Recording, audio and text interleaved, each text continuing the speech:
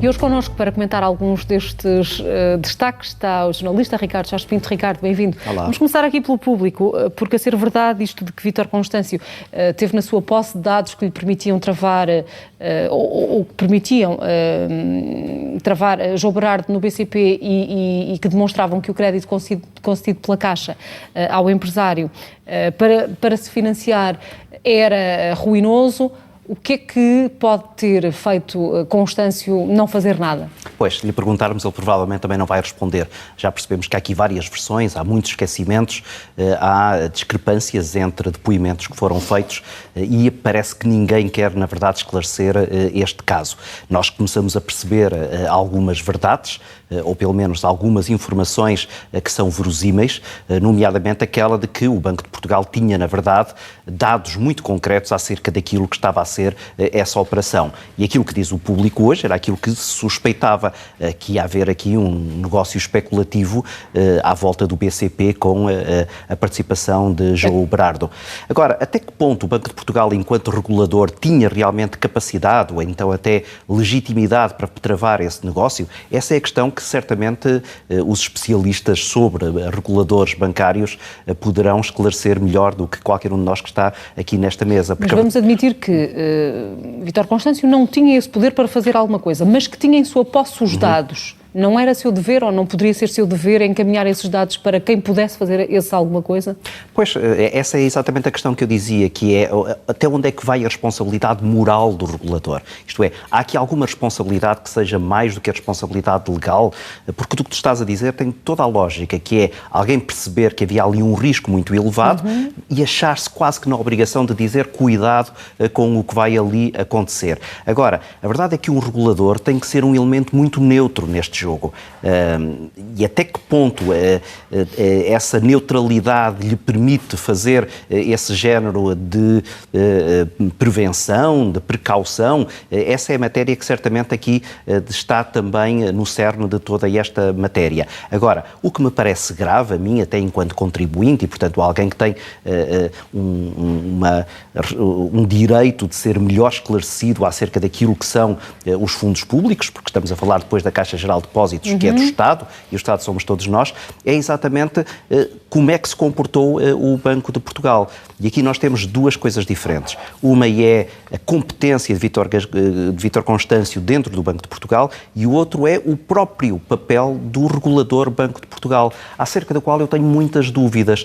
Isto é, à medida que vamos assistindo a uma série destes casos em que o Banco de Portugal devia ter tido uma intervenção, ficamos todos com a sensação de que, na verdade, o Banco de Portugal, das duas uma, ou não fez bem o seu papel, exatamente pela incompetência dos seus gestores, ou então ele próprio, pelas amarras legais a que está sujeito, acaba por não ter essa capacidade de interferência. Agora, não tenho a menor dúvida, seja um cenário ou seja o outro, alguma coisa deve mudar para que estas situações não se voltem a repetir.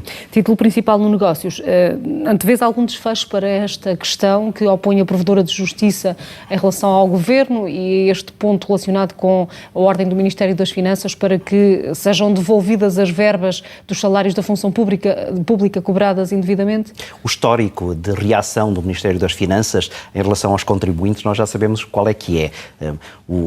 É muito célere a pedir que nós devolvamos alguma coisa que ele tenha dado por engano, mas depois é absolutamente intransigente quando acontece o contrário. A posição da Provedora de Justiça da Provedoria de Justiça tem aqui toda a lógica, que é, foram atribuídas verbas, aparentemente sem uma justificação, e quando se reparou a falha, o Estado disse, devolvam isso porque nós erramos. Mas quem errou, na verdade, foi o Estado, ou seja, não foram aquelas pessoas, não foram os funcionários públicos que de maneira indevida foram extrair aquele dinheiro para os seus próprios salários.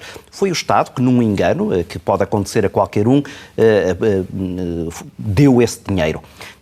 nós não sabemos o que é que aconteceu a esse dinheiro. Muito provavelmente as pessoas, e nós sabemos isso por estatística, as pessoas gastam praticamente todo o seu salário. E, portanto, aquele dinheiro que foi dado a mais, muito provavelmente até já não existe.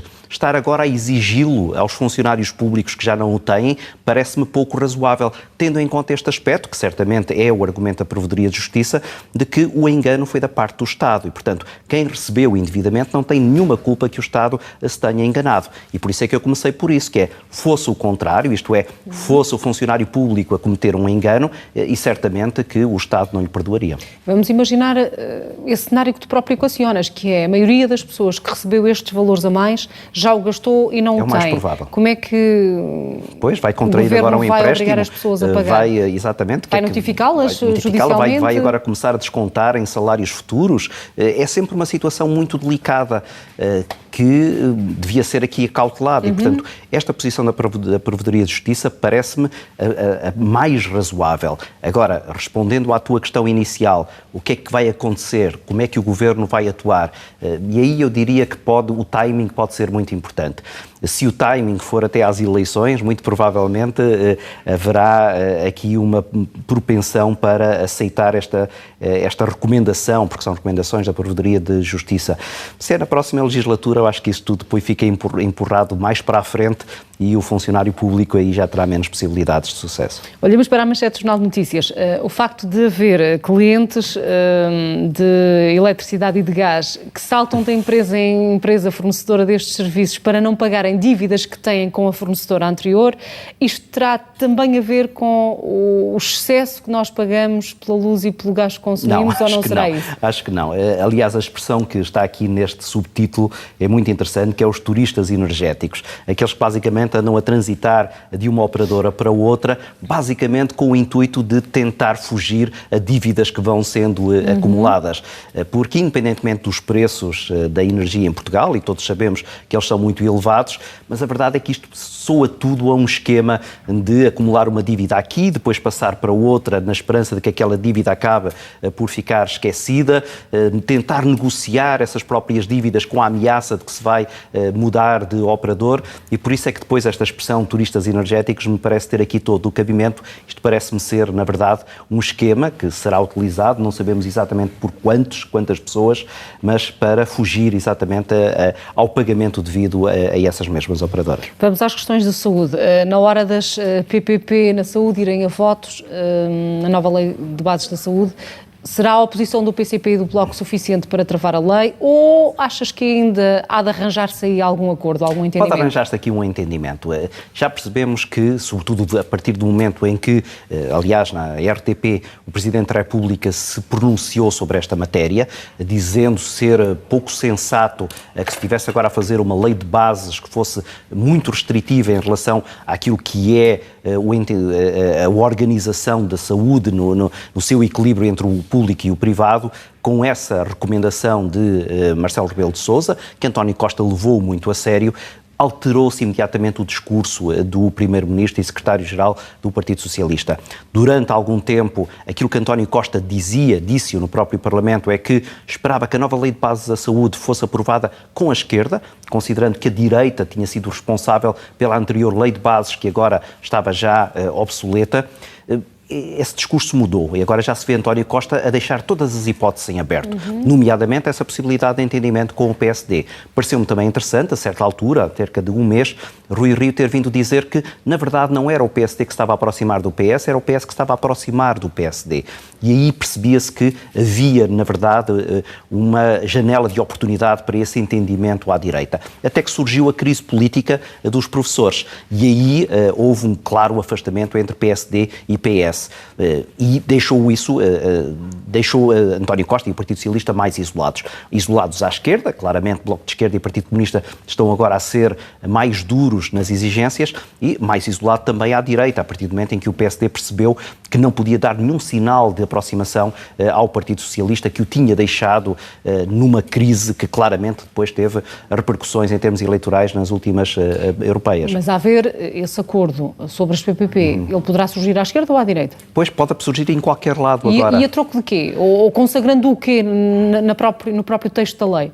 Aquilo que o Bloco de Esquerda agora quer fazer é retirar essa questão da PPP do interior da própria lei de bases. De resto, seguindo a recomendação do Presidente da República, que dizia que esta lei de bases, exatamente porque é uma lei de bases, deve falar daquilo que é estrutural e não daquilo que é mais particular. Agora, até que ponto essa ausência de uma menção ou deixa aberta a possibilidade de depois as PPPs voltarem a entrar em força com um outro quadro político na legislatura, isso é aquilo que ainda falta saber. Se eventualmente existir esse muro, António Costa tem agora a possibilidade de tentar encontrar uma conciliação à direita. O que me parece pouco sensato, e isso já começou a ser repetido a partir de vários quadrantes políticos, é que se procura ainda nessa legislatura a aprovação desta lei de bases da saúde. Isto é, neste momento, em clima pré-eleitoral, qualquer discussão estará contaminada por aquilo que é a legítima luta por ganhar a simpatia do eleitorado, mais do que verdadeiramente atender às necessidades de uma lei de bases numa área tão sensível como é a saúde. Outra lei aqui na primeira página do Público. Em que condições é que poderá estar até 2021 em vigor, em pleno, a nova legislação laboral? Pois, esta é outra das matérias em que o apoio à esquerda é muito importante. E as críticas que o Partido Comunista tem feito ao Partido Socialista a propósito da lei laboral dão a entender que esta poderá ser, inclusivamente, uma das armas de arremesso nas próximas eleições ou na campanha para as eleições legislativas. Porque aqui estamos a falar de questões profundamente ideológicas, em que esquerda e direita dificilmente alguma vez se entenderão. Mais uma vez, com o Partido Socialista como partido charneira que procura de alguma maneira o equilíbrio entre uma parte e outra. E o diploma que agora está no Parlamento, e já está há um ano, tem, na verdade, ali propostas que são muito pouco conciliáveis e, portanto, ao contrário do que acontece na saúde, em que se percebe que há ali uma vontade de um entendimento, nem que seja na base de algumas cedências, nesta questão da lei laboral as coisas parecem bem mais inflexíveis e, portanto, muito mais difíceis de uma negociação política, mais uma vez, sobretudo em período de pré-campanha eleitoral. Avançamos, Ricardo, para o discurso do Presidente da República no 10 de junho. O Presidente a falar de exigência ética na vida pública e quando ele exige essa ética na vida pública, isto soa-te a alerta em jeito de crítica neste contexto em que recentemente temos vindo a noticiar a falta de clareza no desempenho de instituições como o Banco de Portugal em relação à Caixa Geral de Depósitos, a atribuição dos prémios a alguns funcionários da TAP, estes casos de corrupção ou de alegada corrupção nas autarquias. Viste isto dirigido a alguém ou a ninguém em particular? Acho que não a ninguém em particular. Eu acho que Marcelo Rebelo de Sousa teve uma enorme preocupação em ser o mais neutral possível neste discurso. Porque ele sabe que estamos a 3 meses de umas eleições e de que qualquer referência a uma dessas matérias, que neste momento está com enorme visibilidade mediática, poderia contaminar esse jogo político que separa os diferentes partidos. E por isso é que Marcelo Rebelo de Sousa fez um discurso que poderia ter acontecido em 2019, ou em 2009, ou em 1999, ou em 89. Estas questões são questões estruturais, a questão da corrupção, a questão da necessidade de mais ética, a questão das desigualdades territoriais e das desigualdades sociais. Isto é absolutamente intemporal, pelo menos daquilo que é a história da democracia portuguesa, que já tem algumas décadas. E foi nesse aspecto que Marcelo Rebelo de Sousa quis aqui, mais uma vez, alertar para essa necessidade. Ele introduz lá, a certa altura, uma frase que me pareceu relevante, dizer: temos que antecipar as mudanças. Isto é, há uma certa tendência dos políticos, se calhar todos nós, a ir empurrando para o futuro aquilo que nós percebemos que são soluções difíceis de encontrar. E vamos sempre achando que a corrupção, sim senhora, tem que ser resolvida, se calhar não neste quadro de legislatura, mas se calhar na próxima legislatura. Aliás, vê como os partidos já têm colocado isso. PSD, PS já têm dito, na próxima legislatura a nossa grande prioridade vai ser a combate à corrupção.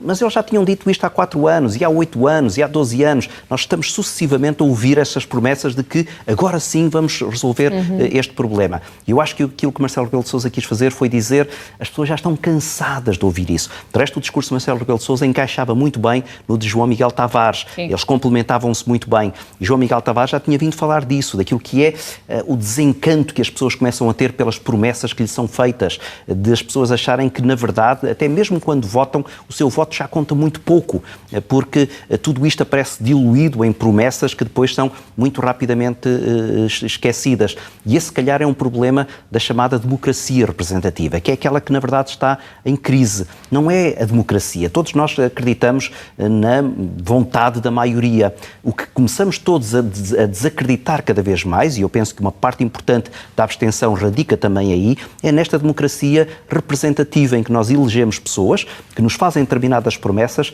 que depois falham completamente, ou porque mudou isto, ou porque já tem outras vontades, ou porque já tem outras prioridades. No teu entender, o recado do Presidente era dirigido à classe política quando ele punha a tónica nos problemas antigos e nos problemas novos e nos fracassos coletivos, e quando alertava para a ameaça desses novos erros e desses erros do passado tornarem-se constantes. É para a classe política que Marcelo está a falar. Acho que é para todos nós, e por isso é que eu dizia que se encaixa muito bem ou complementa-se bem ao discurso de João Miguel Tavares, que dizia: todos nós aqui somos responsáveis para o bem e para o mal, isto é, todos nós damos um contributo importante naquilo que são os sucessos, mas todos nós também damos contributo quando falhamos. E disso também falava Marcelo Rebelo de Sousa, que dizia, apontou os erros e disse, mas felizmente nós não somos apenas isso, não somos apenas as nossas fragilidades. Agora, as nossas fragilidades são todas nossas e é também um bocado confortável, cómodo, cada vez que estas coisas acontecem, tirar as responsabilidades para cima dos políticos. Vê a questão da corrupção. A questão da corrupção, por muito que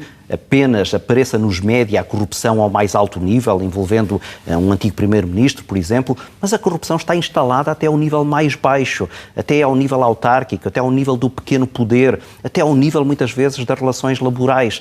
E, portanto, achar que a corrupção é um problema que os políticos têm que resolver porque é apenas responsabilidade deles, é estarmos a tirar areia para cima dos olhos. Estes problemas são problemas estruturais do país e o país somos todos nós e, nesse ponto de vista, eu acho que estes dois discursos que ouvimos no 10 de junho são muito lúcidos e são, infelizmente, ou continuam a ser muito atuais. Vamos ao Reino Unido e antes de falarmos do que propõem os candidatos para a sessão de Theresa May, surpreende isto que diz aqui o I, muitos deles a admitirem que já consumiram cocaína? Não necessariamente. A política britânica tem muitas peculiaridades.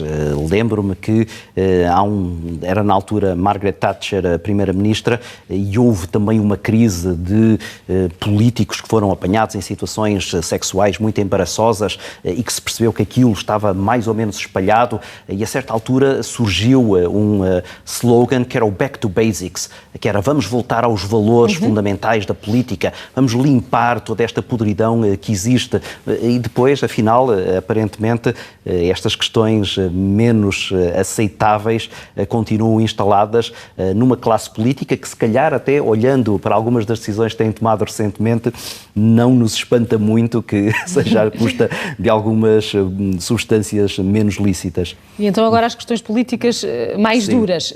Eles, os 10 candidatos à liderança do Partido Conservador, já apresentaram os programas de governo. Há um denominador comum a todos eles que tem a ver com esta convicção, esta promessa de concluírem a saída do Reino Unido da União Europeia. E eu pergunto com que acordo? Pois, com que acordo? Porque é muito difícil obter-se agora algum acordo. A promessa que agora parece vir para cima da mesa por um dos mais radicais defensores do Brexit, que é aquele que nas sondagens aparece com melhores possibilidades de vitória. Boris Johnson é exatamente o de utilizar a questão do dinheiro como arma. Dizer assim, é porque neste acordo há uma penalização financeira, isto é, o Reino Unido tem que pagar à União Europeia um montante para poder sair, e o que Boris Johnson está a dizer é não vamos pagar. Se eles não aceitarem as condições do acordo, e as condições do acordo serão certamente aquelas que andaram a ser durante muito tempo discutidas no Parlamento e que têm essencialmente a ver com o backstop, com aquilo que é a relação entre as duas Irlandas, se a União Europeia não aceitar isso, e nós já ouvimos dizer vários dirigentes europeus que não podem aceitar isso, então nós não pagamos o que devíamos pagar. Isso só vem complicar ainda mais o jogo, ou seja, se nós já tínhamos dúvidas de que houvesse aqui um acordo, depois de ouvirmos essa ameaça, mais seguros ainda ficamos de que esse acordo vai ser pouco provável.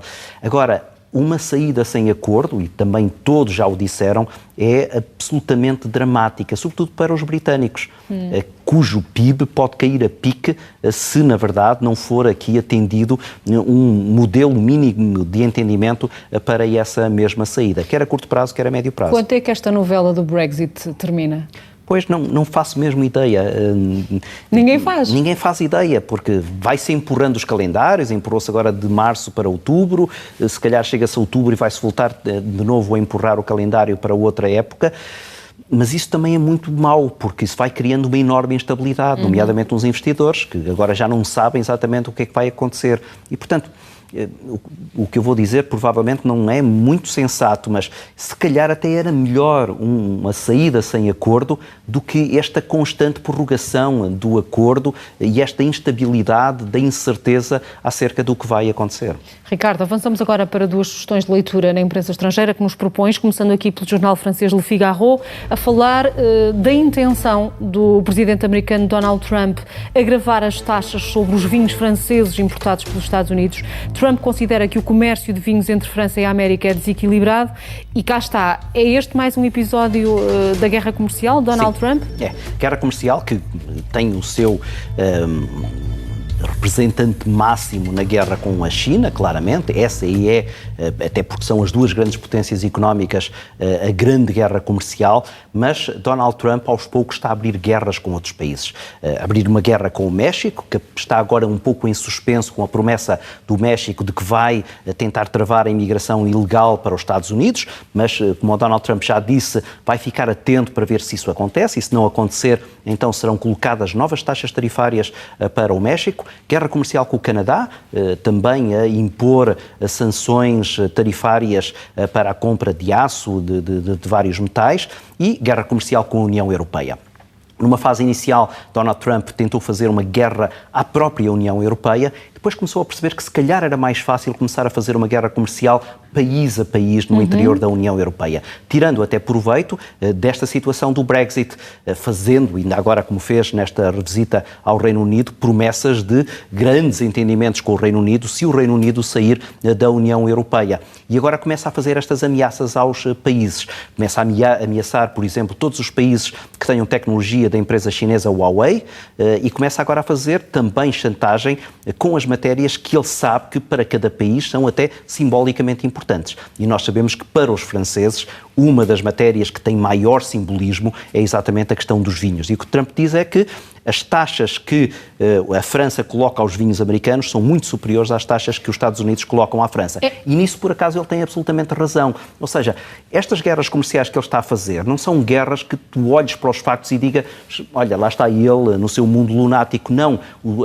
Os factos que estão por trás destas ameaças são factos reais. Agora, ele claramente empola tudo isto para exatamente criar esta pressão diplomática. Esta forma de fazer política Trump, ainda como tu ressalvas, haja dados que ajudem a contextualizar e a perceber estas decisões, podem ser entendidas pelas pessoas que não acompanham a atualidade internacional como tu acompanhas, enfim, como uma questão de feitio, a roçar um bocadinho à arrogância e à prepotência. Sim. E esta necessidade de estar em permanente conflito com os outros. Sim, quem não gosta dele é essa a leitura que faz. A sua base de apoio aplaude cada medida que ele toma relativamente a estas matérias. Os índices de popularidade disseram que quando ele fez agora esta chantagem com o México, ele ganhou exatamente mais popularidade junto da sua base republicana e conservadora. Isto é, cada vez que ele bate o pé, seja aos chineses, seja aos mexicanos, seja aos europeus, os seus apoiantes aplaudem e dizem finalmente aqui a defender os nossos interesses. Qual é o problema de Trump? O problema de Trump é que estas guerras comerciais, a certa altura, começam a afetar também a sua própria base eleitoral, como é o caso da guerra comercial com a China, que inicialmente foi apoiada pela sua base de suporte, mas a certa altura os agricultores, que era uma parte importante do seu suporte, começaram a perceber que essa guerra comercial com a China os estava a prejudicar. Donald Trump já veio prometer cerca de 18 mil milhões de dólares de apoio aos agricultores. Duvido que isso seja suficiente para calar essas vozes que vão perceber que estas guerras nos prejudicam a todos. Ainda sobre Trump, aqui olharmos a edição online do jornal espanhol El País com esta notícia do triste destino da árvore da amizade, como foi batizada quando Donald Trump e o presidente francês Emmanuel Macron a plantaram no jardim da Casa Branca. Esse carvalho era a árvore em questão que o chefe de Estado francês ofereceu ao homólogo americano durante a visita oficial a Washington em abril do ano passado. Morreu. Ironicamente, a morte desta árvore pode simbolizar também o deteriorar das relações entre os Estados Unidos e a França, Ricardo? Era isso que há pouco estávamos a falar, é que, na verdade, Donald Trump, embora faça promessas de que as alianças continuam, e ainda quando foi agora da comemoração dos 75 anos do dia do desembarque na Normandia, do D-Day, Donald Trump veio à praia de Omaha dizer que as velhas alianças são para manter e de que tudo aquilo que for a cooperação internacional é uma prioridade para os Estados Unidos. Mas depois vemos que na prática não é exatamente assim. E por isso esta promessa de uma longa amizade entre França e os Estados Unidos, simbolizada por esse carvalho, teve agora o fim que teve, que é uma parte do próprio jardim da Casa Branca com um tom amarelecido e a árvore que acabou por morrer porque tinha que ficar de quarentena e nem sequer resistiu a esses 40 dias. E a sensação com que se fica é que, na verdade, estas alianças que Donald Trump vai fazendo são alianças que podem morrer também num período de quarentena. E estas relações entre França e os Estados Unidos têm sido beliscadas por várias questões. Foi o Acordo de Paris sobre o clima, foi a questão do pacto nuclear com o Irão, agora isto que tu nos falavas há bocadinho das taxas sobre os vinhos franceses. Que outras questões podem assombrar a diplomacia americana e francesa? Esta guerra comercial com a China é uma guerra que não vai ficar certamente apenas entre estas duas potências.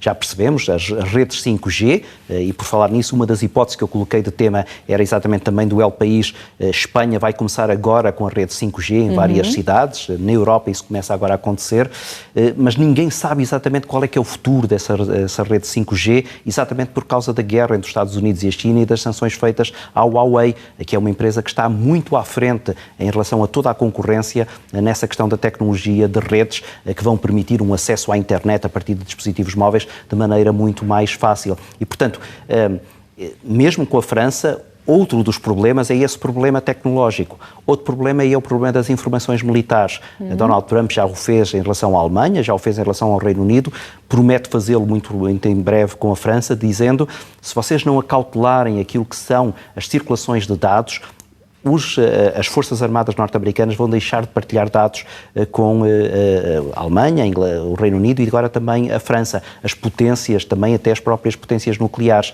E as ameaças que ele tem feito relativamente e as leituras que ele tem feito relativamente à NATO deixam entender que isto pode ir muito para além de apenas a questão comercial e da questão diplomática. Pode ir para a questão militar. E quando for para a questão militar, todos sabemos as consequências que isso tem. Ficam as sugestões de leitura. Ricardo, obrigada por ter estado connosco mais uma vez. Estamos conversados por agora. Tenha uma excelente terça-feira. Da minha parte, até mais logo.